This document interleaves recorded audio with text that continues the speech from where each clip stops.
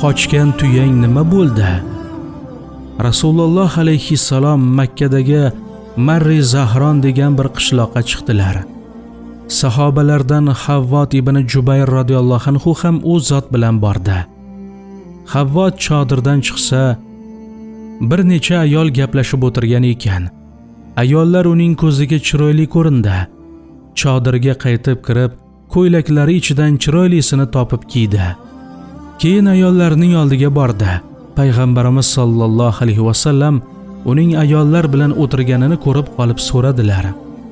"Hoy Abu Abdulloh, nega ayollar bilan o'tiribsan?" "Tuyam qochib ketdi. Unga arqon izlab yuribman", dedi Havvot. Rasululloh alayhissalom unga tur deb ishora qildilar. So'ngra Madinaga qaytishdi.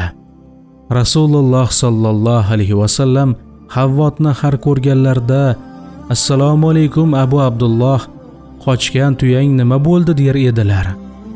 Shundan keyin Havvot Rasululloh alayhissalomdan uyalganidan masjiddan chetroqlarda yuradigan bo'ldi. Ammo bir kuni baribir masjidga keldi. U namoz o'qiyotganida Rasululloh alayhissalom kelib qoldilar va 2 rakat namoz o'qidilar. Havvot tuya voqeasini eslatmasliklari uchun u zot ketishlarini kutib namozini atay cho'zdi. Ammo ajoyib murabbiy bo'lmish payg'ambarimiz sollallohu alayhi vasallam dedilar: "Ey Abu Abdulloh, istaganingcha cho'zaver. Men baribir tugatmaguningcha ketmayman." Havvot namozni tugatishdan o'zga chorasi yo'qligini bilgach, salom berib namozdan chiqdi. Nabiy sollallohu alayhi vasallam unga yana o'sha savolni berdilar.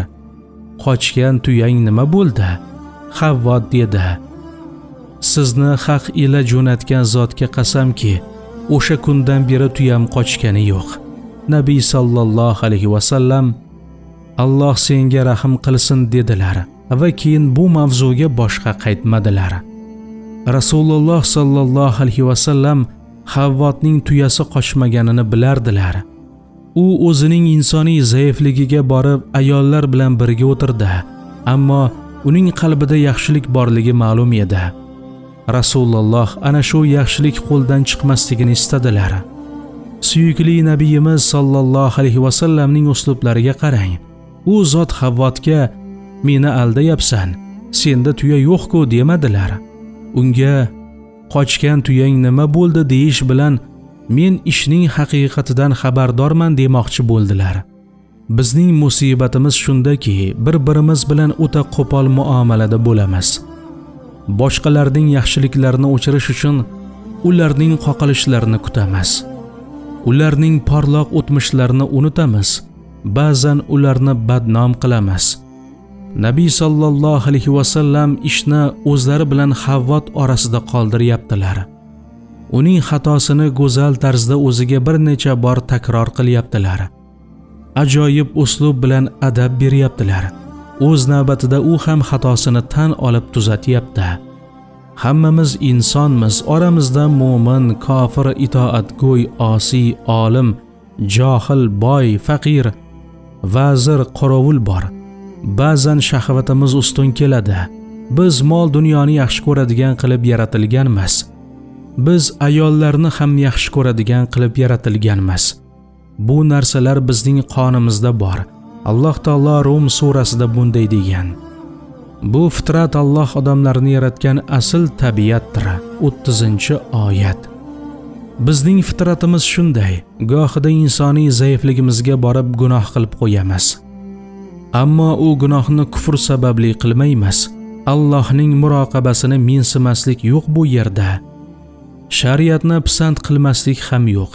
Shuning uchun insonlarning gunohlariga qul sifatida qarashimiz kerak, xo'jayindek emas. To'g'ri, biz gunohga rozi bo'lmaymiz. Biz gunohga qo'limiz, tilimiz va qalbimiz bilan qarshi chiqamiz. Ammo shuni bilishimiz lozimki, falonchilar qilgan gunohdan bizni Alloh o'z rahmati va fazli bilan saqlab qoldi.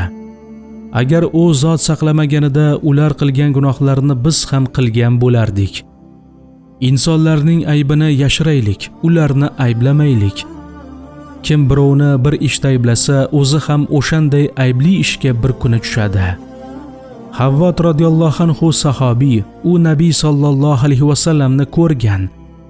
U zot bilan safar qilgan, u zot bilan jihodlarga chiqqan, masjidlarda birga namoz o'qigan. So'ngra bir lahza zaiflashib, insoniyligiga borib, havoi nafsi g'olib kelib qolgan.